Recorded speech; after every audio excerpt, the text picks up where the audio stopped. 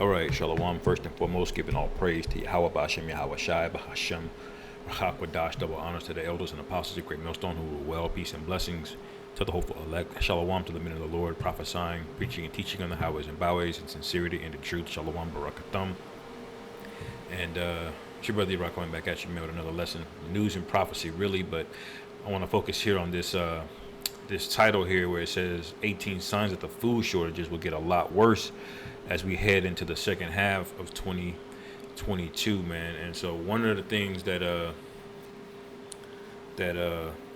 is going to really start to shake and shift the tone and the vibe of this place, which has already shifted ever since 2020.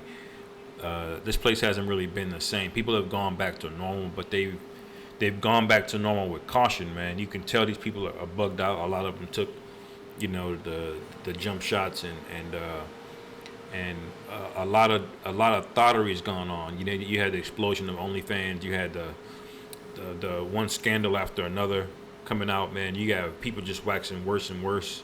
People dropping dead, But the real mood changer in the room is going to be when there's no food, man.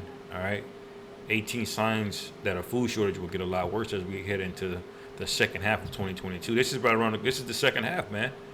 Next month is June. That's halfway through the year. All right. It says if you think that things are bad now, just wait until we get into the second half of the year. Global food supplies have already gotten very tight, but it is the food that won't be produced during this current growing season in the northern hemisphere that will be the real problem. All right. So people don't realize that there's a lag time of food coming out to the markets. All right, so a lot of the food that we're going to expect later on in the year is supposed to be being grown right now, and it's not. And that comes on top of the wheat shortage. Coming from Ukraine, Russia, Kazakhstan, Belarus, that part of the world that produces 40% of the world's wheat. That's all going to compound. All right, it says the worldwide fertilizer prices have doubled or tripled. Why? Because the lead exporter of fertilizer is Russia. So not only is there a shortage, but the prices of it is tripled, Well, because of the shortage, it says the war in Ukraine has greatly reduced exports from one of the key breadbaskets of the world. A nightmarish bird flu, I won't say that. I shouldn't even said that, but it's wiping out millions of chickens and turkeys. So they're just Esau's he's destroying things on both sides, man. He's burning it at both ends. It says, and bizarre weather patterns are absolutely hammering agricultural production all over the planet, which we know he has technology to manipulate. He says, I have often used the phrase a perfect storm to describe what we're facing.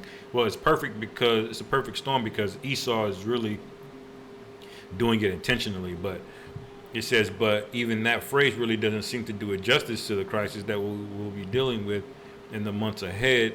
The following are 18 signs that food shortages will get a lot worse as we head into the second half of 2022. So before we even get there, I'm going to just get real quick. This lesson won't be long because this is the controversy of this Revelation 6. All right, is the controversy of particular guys breaking down things, incorrectly. But we'll just go straight to the fourth seal, the pale horse. This is Revelation 6 and 7. It says, and when he had opened the fourth seal, I had heard a voice of the fourth beast say, come and see. And I looked, and behold, a pale horse. All right, and his name that sat on him was Death, and hell followed him, man. So the thing you need to understand, these the second, third, and fourth horses all deal with Esau. The red horse is Esau. All right, that's him coming in when it's military. You can read Habakkuk, the first chapter.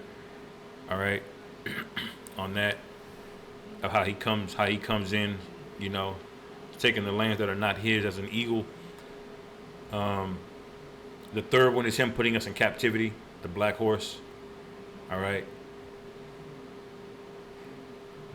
and chattel slavery, and the fourth is also Esau, Edom. and the things that and the destruction that he's going to cause. This is going to go into Second Ezra the 15th chapter, which I'll get as well too. It says, and when I Salakia, Revelation 6 and 8, and I looked, and behold, a pale horse, and his name that sat on him was Death, and hell followed with him. And another name for death and hell is also Esau. All right, when you read Habakkuk 2 and 5, you can see that. You can also read that in Revelation, I believe it's the 20th chapter. And hell and death were cast into the lake of fire. It says, and power was given unto them over the fourth part of the earth, which is the Americas over here. All right, to kill with the sword and with hunger. All right, and that hunger goes into famine. That's why I brought this out. It says, and with death and with the beast of the earth. All right, so we know that this thing is coming, man. And so what happens after the fourth seal? All right, then you start to see the fifth seal. All right, you start to see the persecution of the saints, and I'm just summarizing it here. All right, they're gonna pursue us. All right, the voices of our people that have already been judged, not judged, but that have already been slain. All right, they're already crying out to the Lord, man. All right. Then you got the sixth seal, which we know that's going to be thermonuclear destruction. All right, that's going to come on to this place, man. You know, so this thing is turning up just like it's supposed to, man. Let's read a couple of these of what it says. It says, number one, the largest fertilizer company on the entire planet is publicly warning that severe supply disruptions could last well beyond 2022. All right, you don't have fertilizer. See, these, you know, these low level and these fertilizer chemicals that they put in it, man, it really destroys the food. But the soil and the earth is so ruined that Esau really can't grow food very well without the fertilizer. When really the earth should just naturally be yielding, you know, copious amounts of fruit and trees and vegetation and everything, man. But everything is just so destroyed. All right, let's read number two. The world fertilizer price index has skyrocketed to absurd heights that have never been seen before. So even the fertilizer you can get your hands on is going to skyrocket. So you know what that's going to mean? Every tomato, every vegetable, every plant, lettuce, everything that's growing out of the ground is going to go up. All right.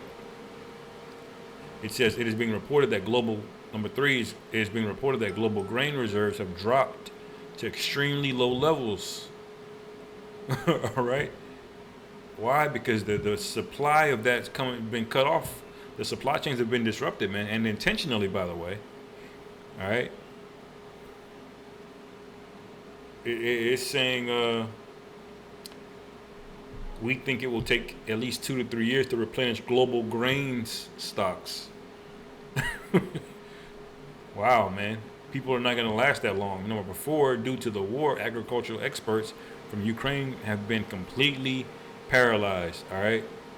So that country that they are having this proxy war in right now was strategic, man.